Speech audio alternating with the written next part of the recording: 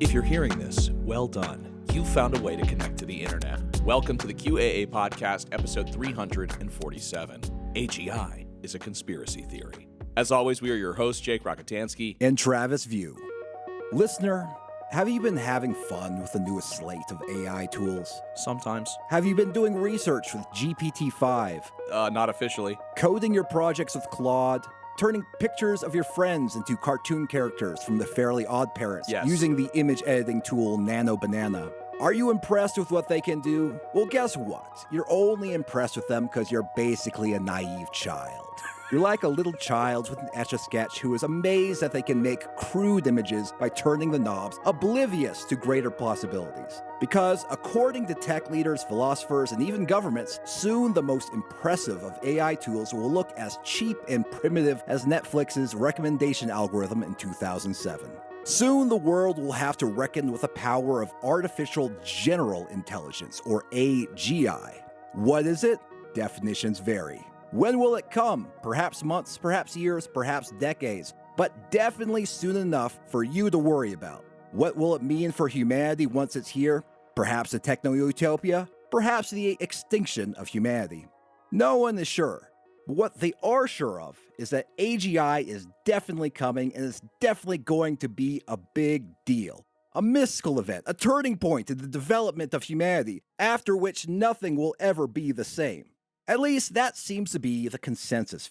Others are more skeptical, like our guest today, Will Douglas Heaven. Will has a PhD in computer science from Imperial College London and is the senior editor for AI at MIT Technology Review. He recently published an article based on his conversations with AI researchers, which provocatively calls AGI the most consequential conspiracy theory of our time. Will, thank you so much for joining us to talk about this. No, thank you. It's good to be here. Yeah, it was a great article. Yeah, it definitely made me sort of like rethink the kind of rhetoric that's coming out of the AI space right now. Yeah, it made me feel a little foolish because like many of you, I have a group chat with a handful of friends and there's a lot of AI in there, of us turning each other into various things, various squids, creatures, all sorts of stuff. And I did, after finishing the piece, feel kind of like I was, just like kind of playing in a sandbox with, a shovel and bucket. There's a lot of AI everywhere these days. Yeah, of course. It's funny that you talk about playing.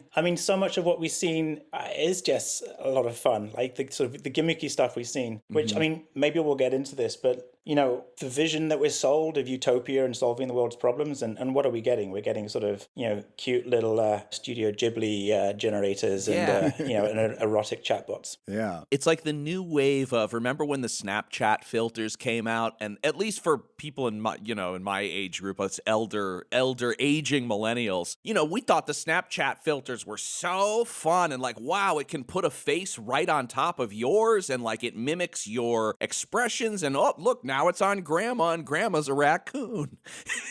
I remember that we were looking at that with the same whimsy, I feel like, that is accompanying these little AI apps nowadays. Yeah. And now we have Sam Altman barbecuing Pikachu.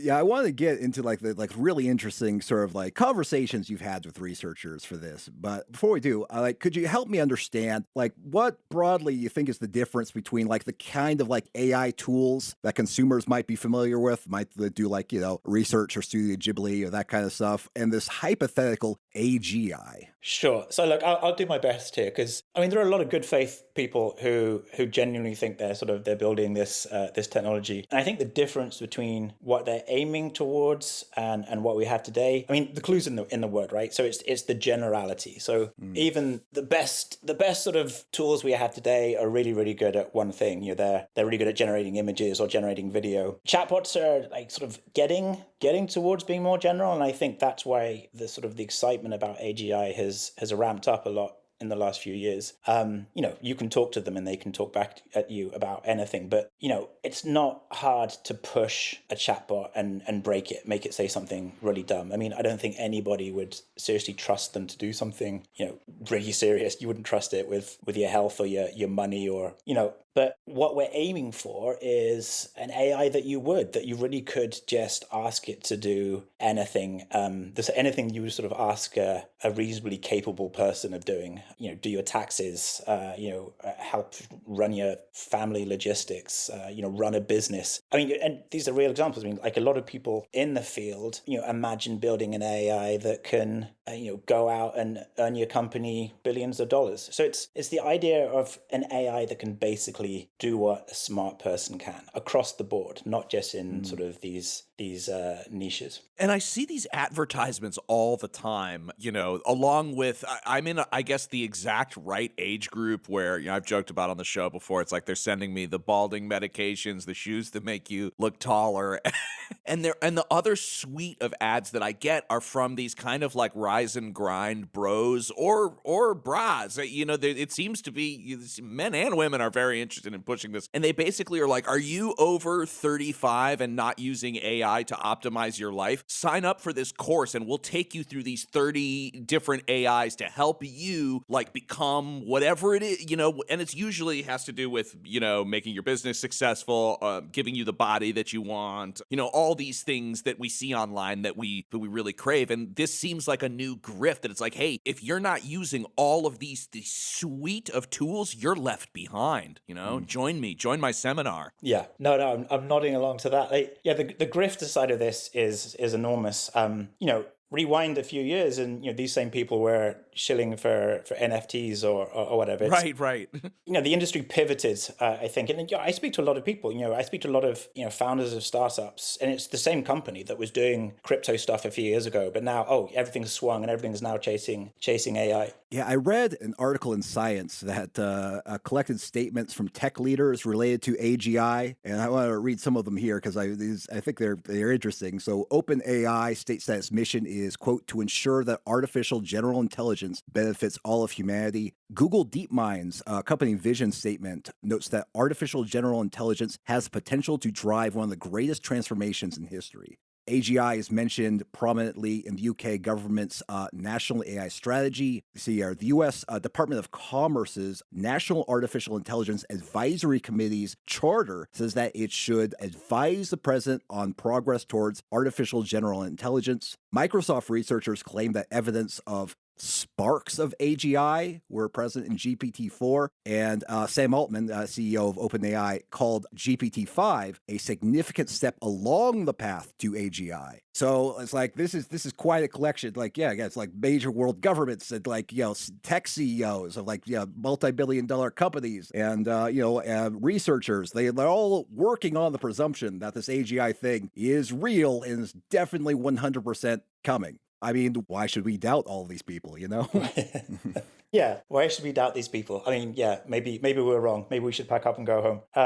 That is exactly what, has been bugging me, for all these years covering this industry and what sent me down the rabbit hole, because it never used to be like that. 10 years ago, the idea of AGI, the idea that you could make an AI that really could do everything that a human could, was ridiculous. And even when OpenAI was founded, just less than a decade ago, the sort of the swagger and the ambition of this new company that was, its mission statement from the start was to build AGI. It really made them stood out because no one else was actually saying that seriously. And there's no accident to that, right? This is a new company that was coming out, and we're gonna take a big swing at this, like in this concept. But yeah, over the years, I think like a couple of things at least have happened. Like one, if one company is saying they're going to make AGI, then you've got to say you're making it too. Like, otherwise, like what's the point of you, right? So AGI just became the thing over the horizon that the best AI companies in the world were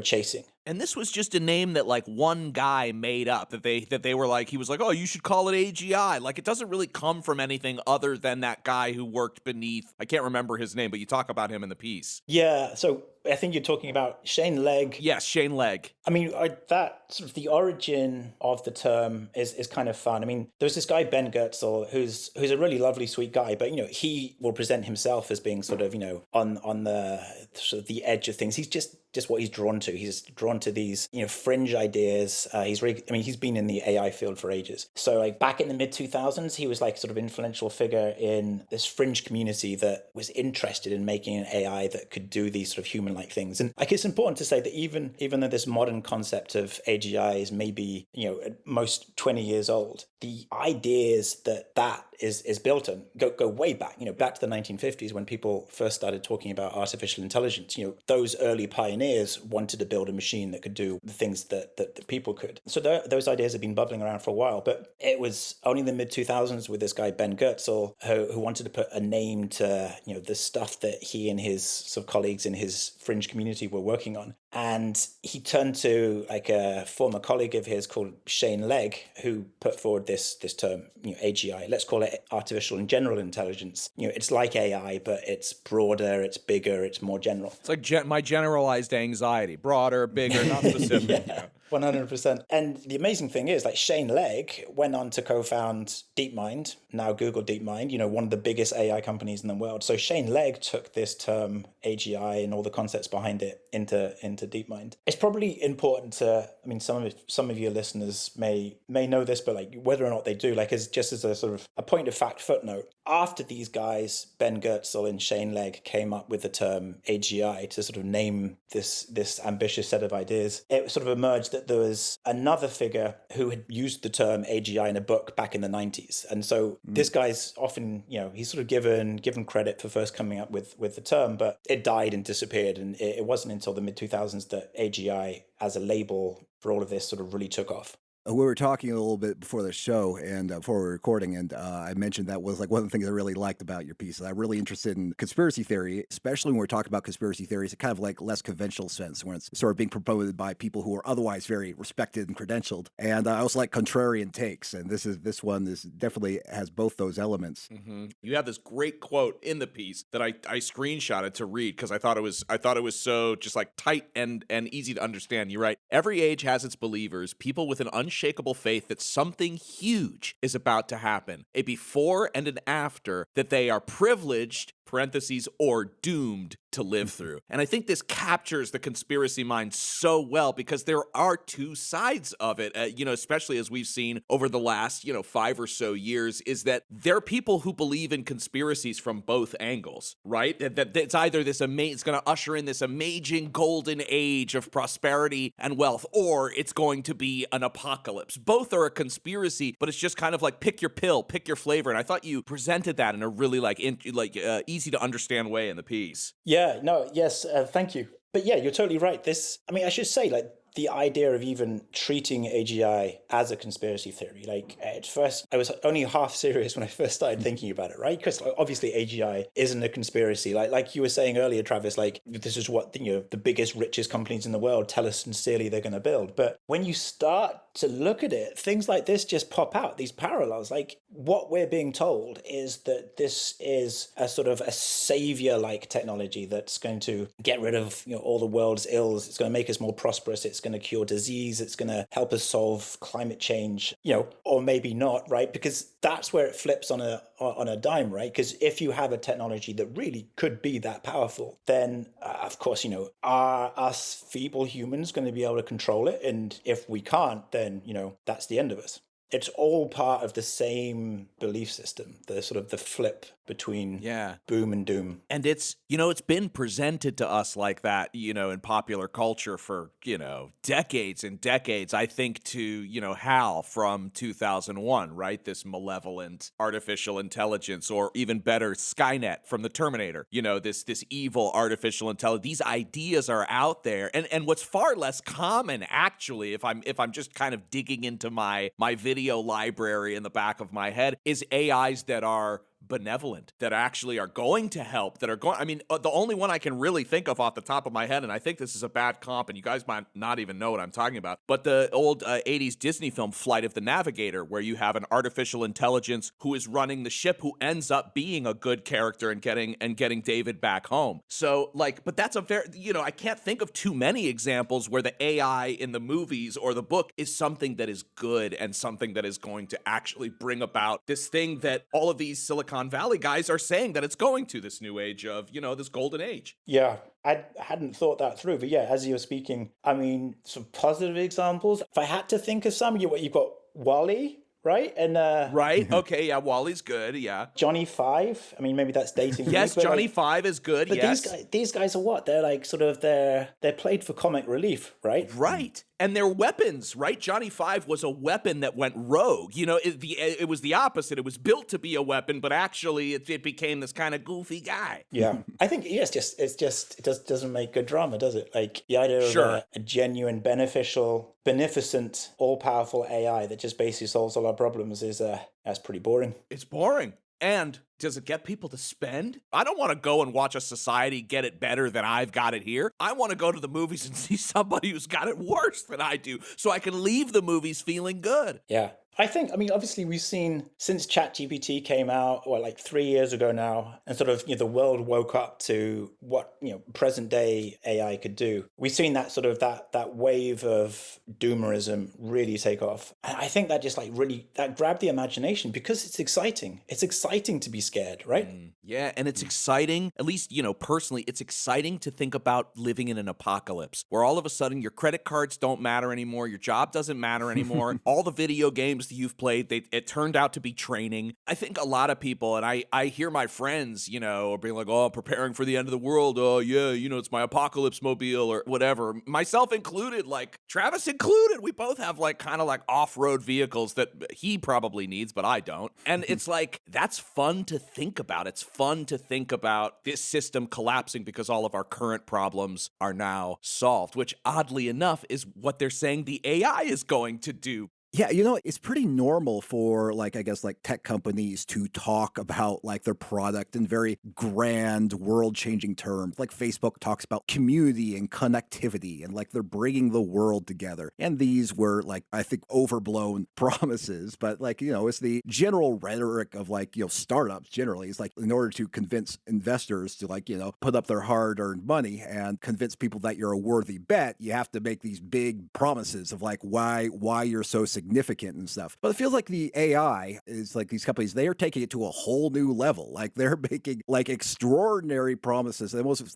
they're saying this is going to be the last invention, This is something, more profound than the printing press in terms of how it's going to change humanity. It is worrying how just incredibly overblown the rhetoric is on the potential impact of what they're building. And the stock market's buying it, right? I mean, big time. What we're seeing now is utterly unprecedented. The money flowing into these companies, the valuations we're seeing, and it's nearly all riding on this promise that is really quite vague and hand wavy. There's something that stuck in my head, when, I don't know if you guys watched it, but when Sam Altman came out and they were announcing that deal with NVIDIA for, just nuclear power stations worth of, computer chips and energy. And Altman said something like, now we don't have to choose between curing disease and giving everyone free education. We can do it all. And this is what they're sort of telling us, that this near future all-powerful AI can do those things, just,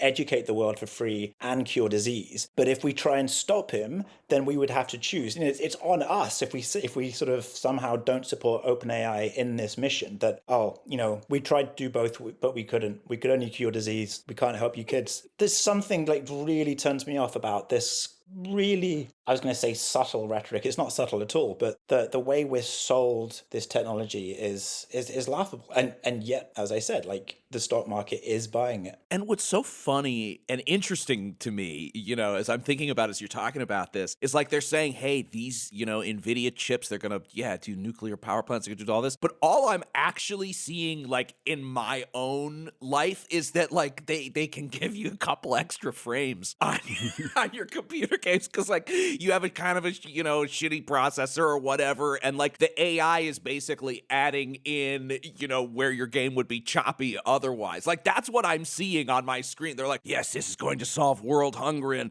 nuclear power plants. They'll be able to talk to one another. Everything. But all I'm really seeing is like I'm getting 10 to 15 extra frames per second in like Battlefield or something. Like that's what it feels like the application is, and there's nothing wrong with that, but.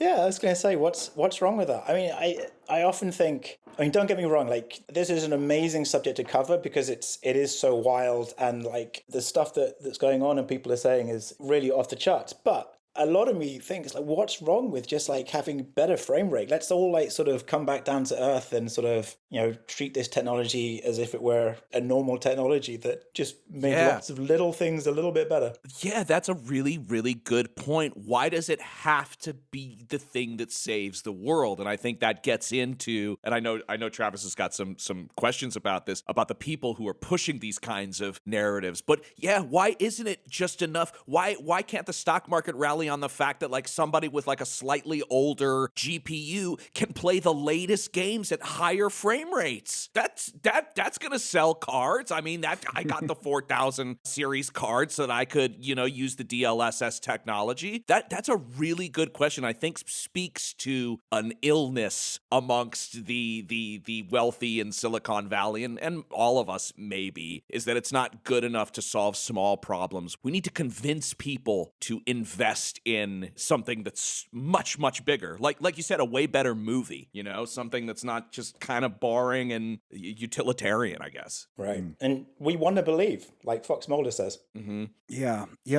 Another way that sort of like that AI companies sort of talk about the product in a way that's different from, I guess, previous sort of like Silicon Valley giants is that they keep talking about AGI as this goal, this endpoint, this something that we are working towards is going to happen. We don't know when. And this different than like, I guess, like to return to Facebook. They talk about generalities. So it's like, we're going to make the world more connected and more, we're going to build communities. These are sort of like vague goals, I suppose, that like they're not talking about we're building ultimate community one time and it'll change the world then. I mean, what consequence is that they keep pushing back when this AGI is going to happen. And you discuss how this is sort of like this mirrors conspiracy theory talk in your piece. And like the big prophecy, the big event is always happening soon, always in the perpetual near future. I mean, we see this a lot in QAnon where like the big storm of like arrests is always going to happen. They first predicted 2017, that didn't happen. So they pushed it back and back and back, and they always have an excuse about why it isn't going to happen. I mean, but this is a little strange behavior coming from these like well-credentialed AI researchers and these big money tech firms. I mean, how does this talk kind of manifest? This belief that this AGI thing is we're just on the cusp. We're getting a little closer. It's going to happen in a year now. I mean, how does this manifest in the space? If I can just interject really quick, and you say it perfectly in this passage from the piece that I screenshot. It'll be a perfect way to tee this up. You write, you have to admit, it all sounds a bit tinfoil hat. If you're building a conspiracy theory, you need a few things in the mix. A scheme that's flexible enough to sustain belief even when things don't work out as planned. The promise of a better future that can be realized only if believers uncover hidden truths. And a hope for salvation from the horrors of this world. Right. Yeah, I mean, there's a lot there that, well, I would guess that, the people building this technology, like on the inside, you maybe think about it one way. I mean, because these are the scientists and the engineers that, know exactly what they're building. And yet, they will still believe that, given this thing in front of me, we're 2 years away, 3 years away, 10 years away, whatever, from building AGI. You probably have to separate them from, just the rest of us who are just, following along, sort of the AGI stands that want to believe. So I have sympathy for people who are just following along and are told these amazing things are going to happen. Why wouldn't you sort of get excited by that and not think about it too critically? And then, when it doesn't happen, you think, oh, well, maybe next time I'm going to sort of, keep my faith. But the people actually building it, I scratched my head. I mean, I talk to these guys a lot, and, there's a very large spectrum of opinion. We're talking about, the AGI believers here, but I don't want to give the impression that that's sort of the majority of the field. I mean, there are people who really, really push back against this sort of this overhyped talk, but the people building this technology who genuinely believe AGI is coming, like you mentioned in the intro, there was a Microsoft paper a little while back called, Sparks of AGI AGI, where they played around, the scientists played around with an early version of GPT-4 and were just blown away by what it could do. And really, I think, just got overexcited and wrote this academic paper and put it out there, saying that what they'd seen within this model was sparks of AGI. And I think what was going on there is that even the sort of the insiders, the scientists and the engineers building this technology, were not prepared for it getting as good as it did. So we're laughing about the whole notion of AGI, but just take a pause and think, the ChatGPT and all the models that have come since are incredible.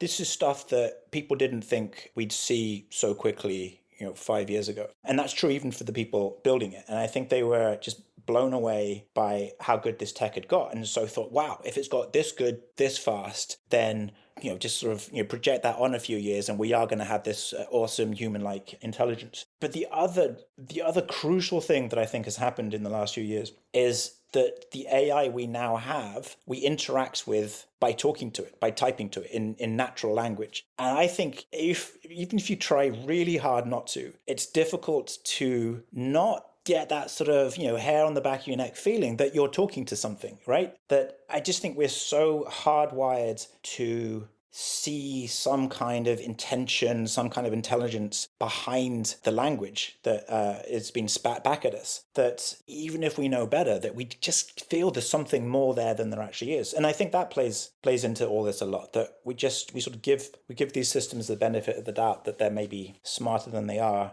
Related to that, there's a massive problem with how we evaluate these models. It's now a bit of a joke. A new model comes out and, there's a leaderboard of, my model can do this better than your model. And it's almost like a new release of an iPhone every few months where, this iPhone is got a slightly better camera, it's got a shinier case and stuff. So what all these evaluations do is they make the model do a bunch of tests. Maybe it's like, how good is it at generating code? How good is it at answering sort of math problems? And they're trained to do those things. So when they do very well at them, you think, oh, my model is broadly intelligent because it can solve a math exam. But again, I think that's confusing the models for, you're treating them as if they were people. Like if I sat a math exam and I did really well in it, then you'd probably think that, oh, he's a smart guy. It's like it's a proxy for my broader intelligence. But with these models, if it passes that particular math test, all it tells you is that it's passed that particular math test. You shouldn't then, project more onto it. So I think there's a real mess with how we evaluate these models, how we think about them, and all of that allows this AGI myth to sort of take hold and be more persuasive than it ought to be. I wanted to mention, recently I read that there was a team led by University of Oxford that carried out a systemic review of 445 benchmarks for LLMs across major machine learning conferences. And they assessed how well the benchmarks adhere to the concept of, construct validity, as whether a benchmark truly measures the abstract phenomenon like reasoning, robustness, and safety it purports to measure. And they found that basically, only about 16% of the benchmarks reported uncertainty estimates or statistical tests. I guess the point of review is that the majority of the benchmarks that people are using to evaluate the real abilities of these things aren't really, they're measuring proxies that don't actually evaluate the core thing that they're trying to measure. So even when we talk about how impressive and powerful these things are, we still don't even have something really concrete that we can use to evaluate how much these things are improving or how much they are, let's say, being taught to the test, being able to pass the test without having a real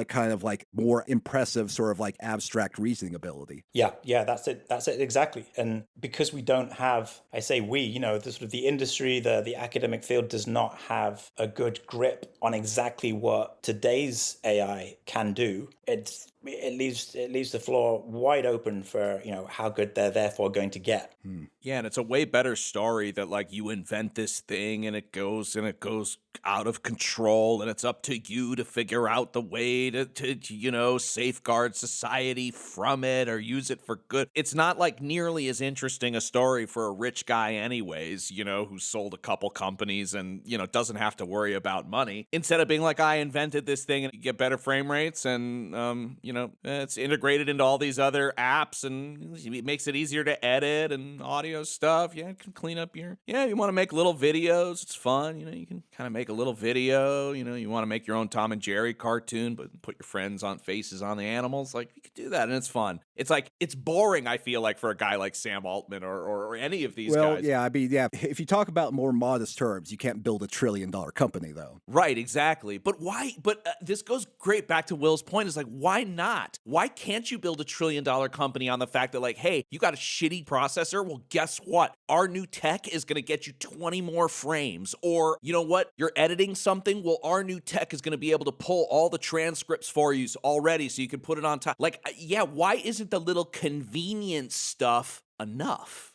I think that speaks to something bigger about our society and about how it's more fun for us to think, even if it's a doomer scenario, they're like, oh man, like, here I am, like in the early days of Skynet, like, am I going to fight for Kyle Reese or am I going to like become like a capo for the Terminators, But you're not going to go down in history as somebody who changed the world if, you make a better frame rate, no matter how many people might want that. Yeah, the really interesting thing is like just the massive stakes, like of the way they talk about it. Like this is the most consequential kind of like invention of our time, is going to change the world in sort of unpredictable ways. And this is why they have like a range of predictions about the ultimate consequences, and that range from like total tech utopia or absolute destruction of humanity. And like you mentioned, like even the concept of AGI isn't universally held. There's increasing a lot of pushback on the belief that this is a sensible goal for companies, but there are some big names who talk about it and talk about it in these big existential terms.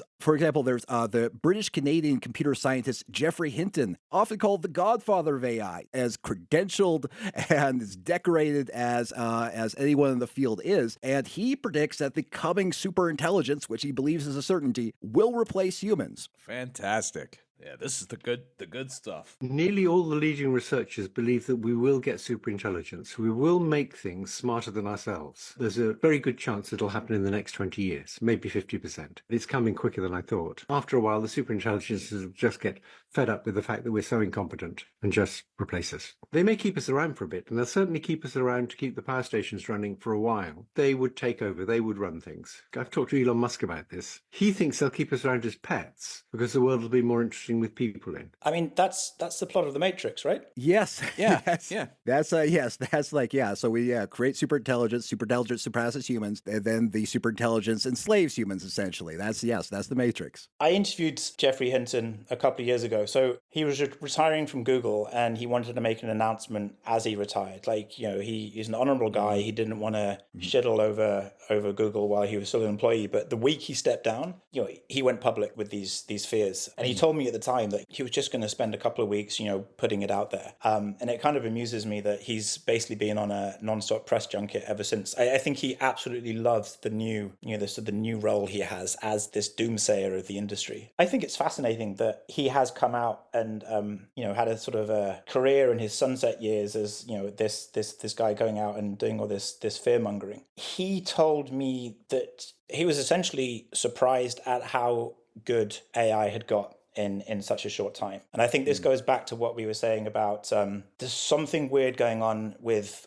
language models, that when you talk to this stuff, it gives people, I think, even like Geoffrey Hinton, who knows how the tech works inside out, the sense that there's more there than there is. But also it's the conclusion, the sort of the logic to his argument that, even if you accept, like he does, that this technology is going to become far smarter than we are. For him, that automatically means that it's going to turn on us, that it's going to, keep us as pets. But it says who? This is just the stuff of science fiction. Mm-hmm. Yeah, it sounds like, they're like assigning, I don't know, like more kind of like, I don't know, feelings of affection or feelings of hostility, which are like something beyond mere cognition to these AI systems. And there's a paper that I read while researching. It was talk about, I think it was called like why AI is harder than we thought, or something to that effect. And it talks about, so one of the fallacies that they think causes people to overestimate how easy AI is going to be is the fact that, I guess, like in intelligence or knowing in humans is embodied. It's like something part of our more complex nervous system rather than the mere sort of like disembodied cognition and thinking and sort of like a brain in a box kind of thing. But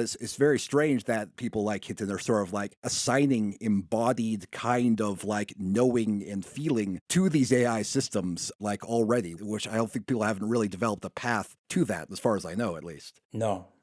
And I mean, even people are split on that. I mean, we've said already that there's no firm definition of what AGI is, but even among people that are convinced it's coming, some people think it is just going to be like a brain in a vat, brain in a laptop. Other people think that you're going to have, like you say, like a body and a robot, because intelligence doesn't exist without the sort of the interaction with the world. Part of me wonders if, like, us humans are just very impressed by video still, because it seems like this belief that AI is on the kind of course that, its creators believe it's headed towards, whether that's a utopia or a dystopia. It's one thing that we've all seen, right, is like the Will Smith spaghetti video from the early days, and then you see what it looks like now, generating video of human beings. And I think that just the fact that the AI has gotten better at generating video, it's like any conspiracy theory where, like, you take one small piece that's real and true and impressive, and then you use that to say, well, if this is possible, then this is possible, and if that's possible,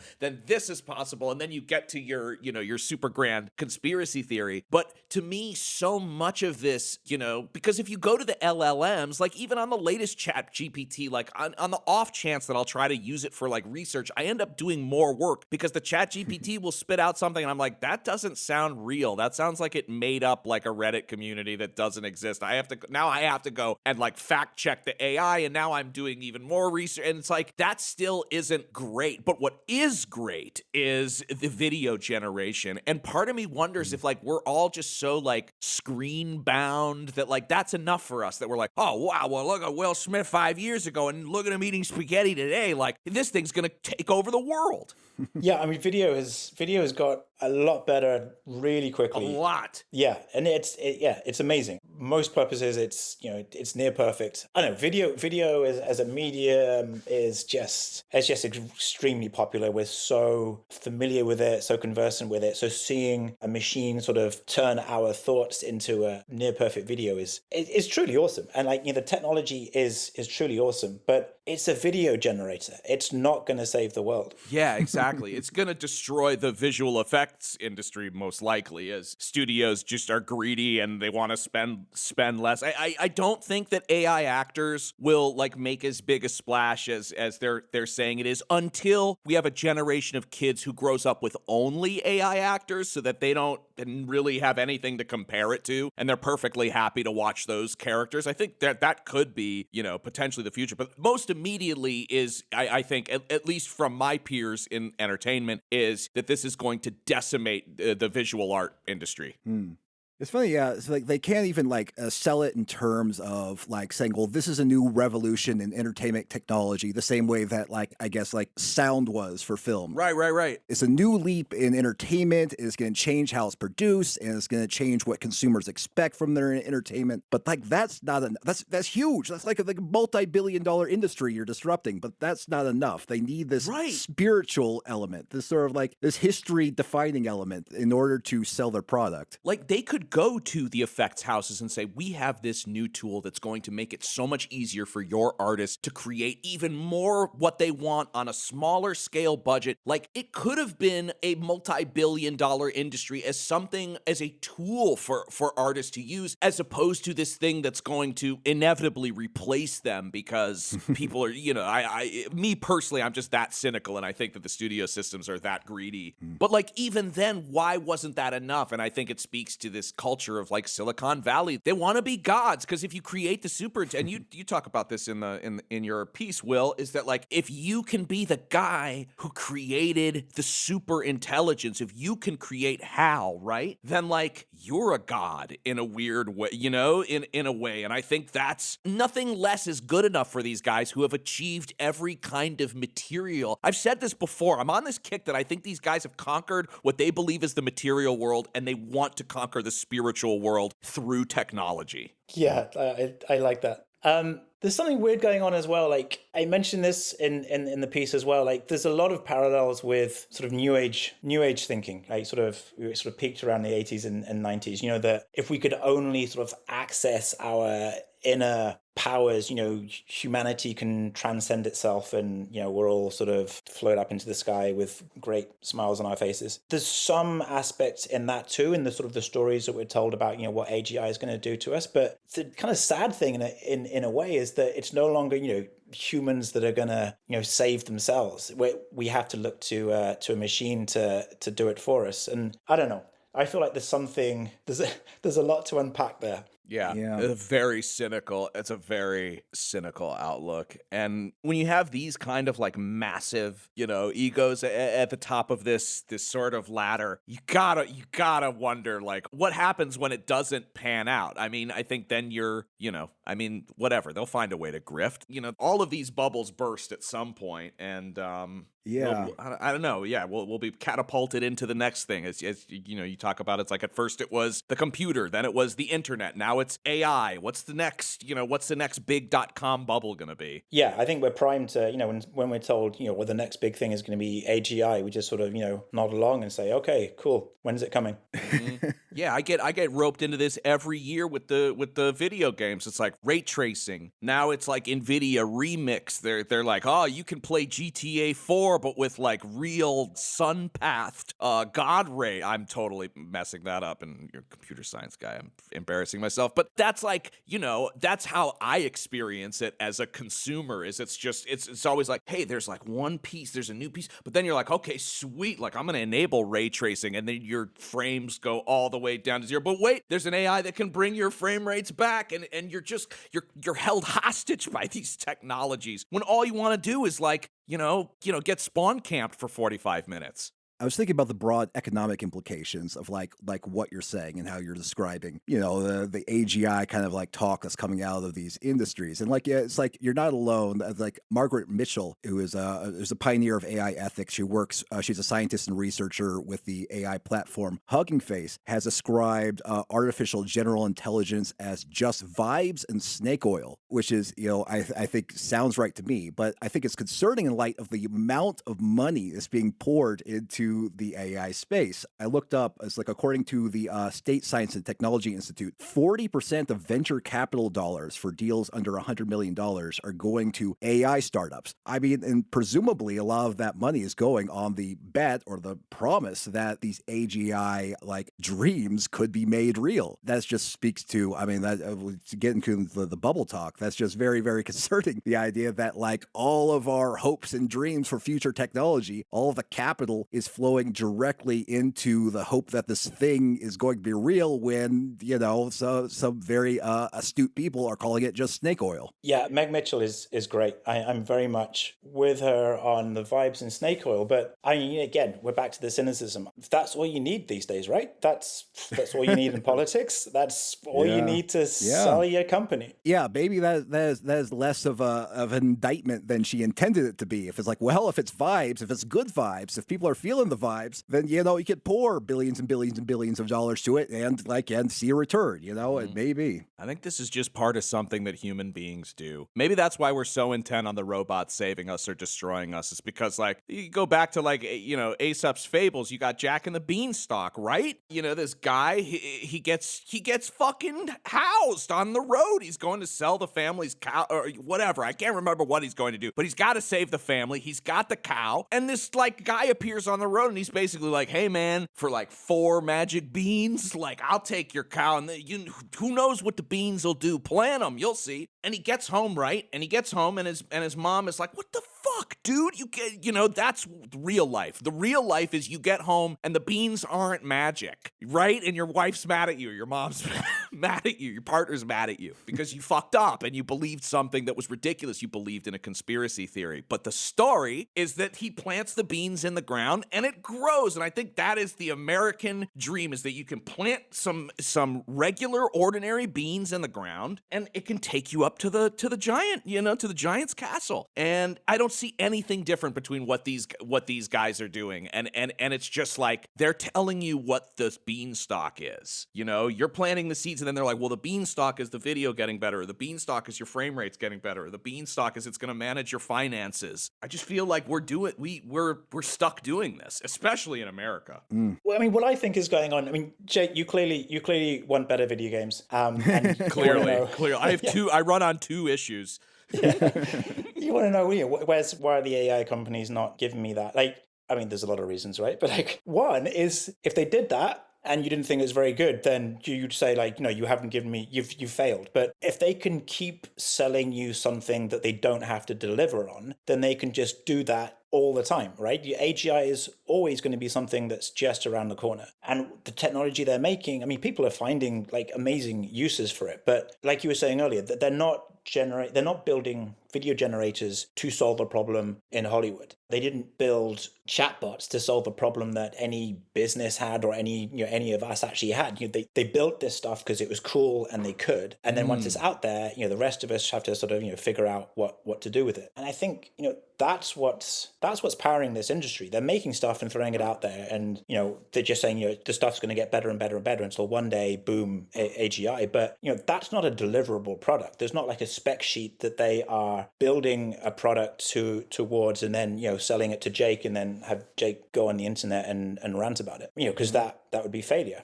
And they know so well that is failure, that if the people turn on you online, forget about it. You might have to disappear for a couple years and come back with something that's like totally... Yeah, I mean, you bring up a great point, is that so much of the tech world that now is so, just so enveloped in artificial intelligence. We're never asking for any of this shit. We didn't ask for the internet, honestly.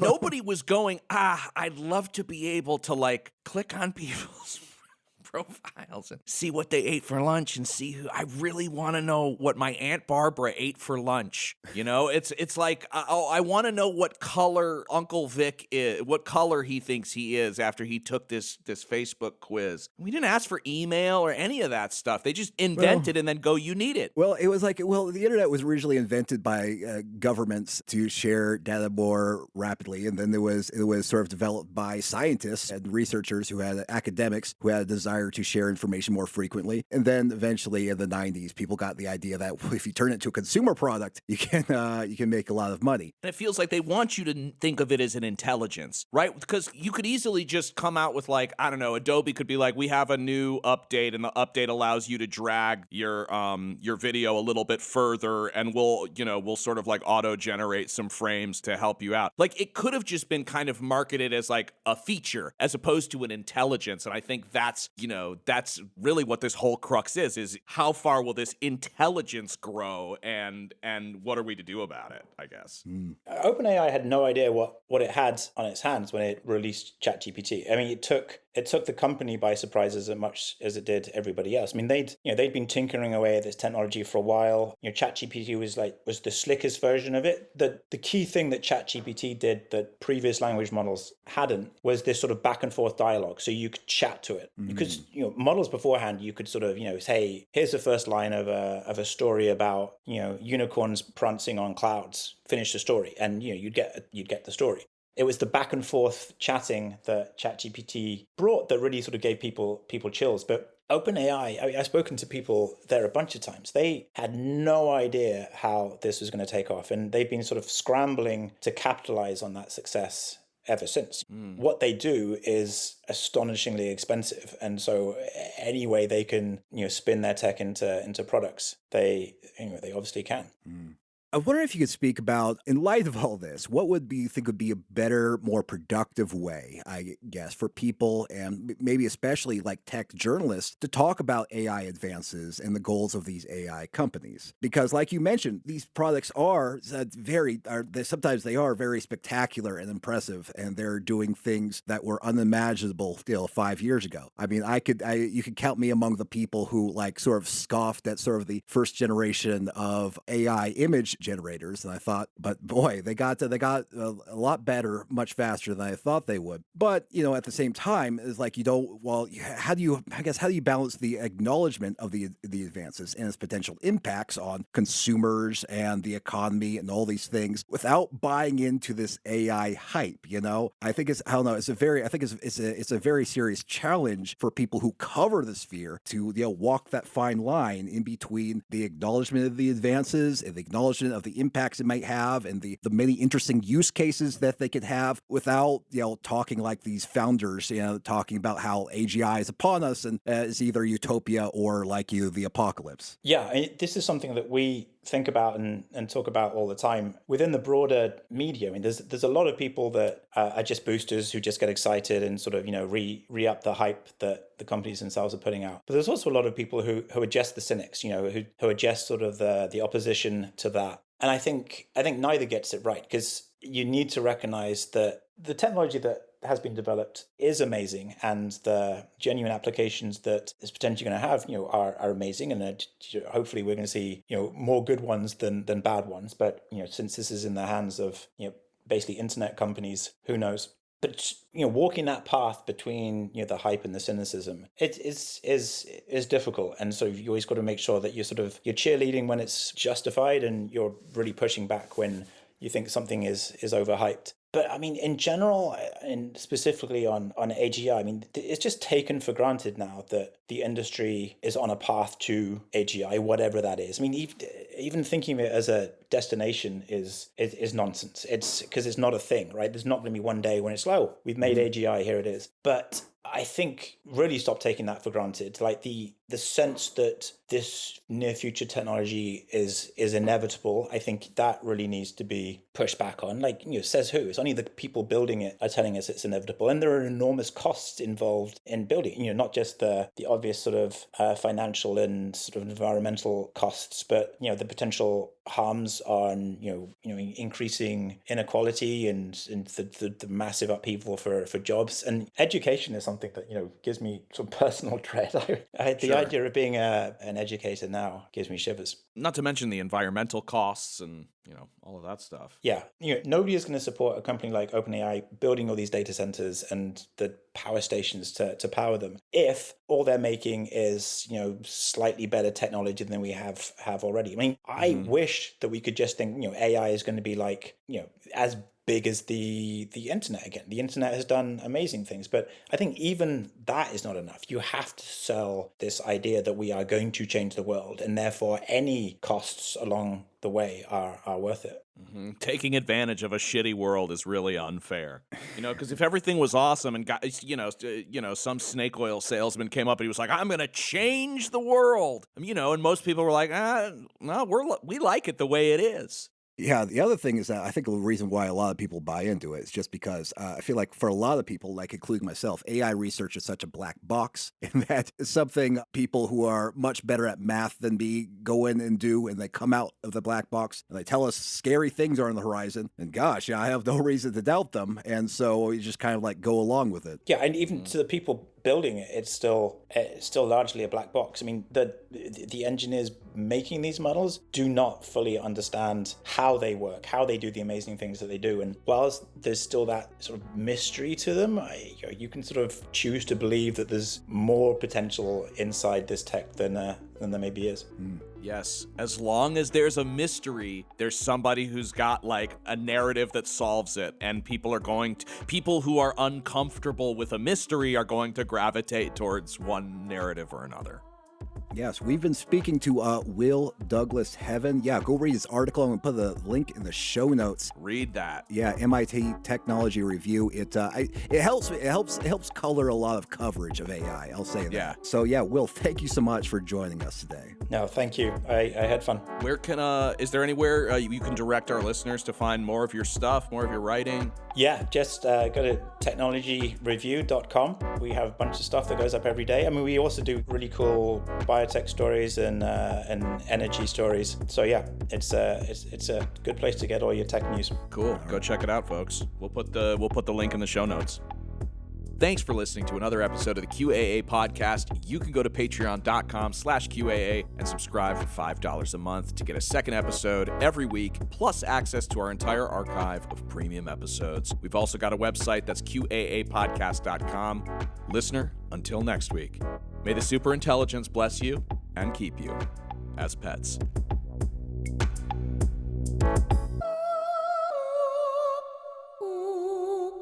We have auto-queued content based on your preferences. Right now, you know, I know, presumably everybody knows, no great secret, that Musk and Bezos and Ellison and Altman and others are putting hundreds and hundreds and hundreds of billions of dollars into AI and robotics, correct? Correct. Okay. Now, does anybody really believe that these guys are doing it in order to improve life for the average American? Zero people believe that. Statistically. It's funny that you say that. Yeah. I was at Davenport, Iowa. Those four guys don't even believe it. I was at Davenport, Iowa a couple of months ago, and we had a few thousand people out at a rally. So I said, what I just said now. They're putting all this money. Raise your hand, thousands of people there. Raise your hand if you think AI and robotics is going to help the working class of this country. In a room of several thousand people, 2 hands went up. So people understand, and now what are their goals? What are they trying to do? And this is where it really becomes kind of creepy. In my view, and I don't claim to be the world's greatest expert, but what you're going to see with AI and robotics is the displacement of millions and millions of people from the jobs that they have. I want to see manufacturing rebuilt in America. But for a worker, it's not going to mean anything if robots are doing the work. We want to see young people start their own small businesses, etc. But it's going to be incredibly hard when we see more concentration of ownership and when entry-level jobs are going to be done by AI. So you're looking at a revolution, a huge economic transformation, cultural transformation of our society. Who is determining what's happening? You have much say in it? No. I got a handful of people who are really determining the future of the world. That's scary stuff.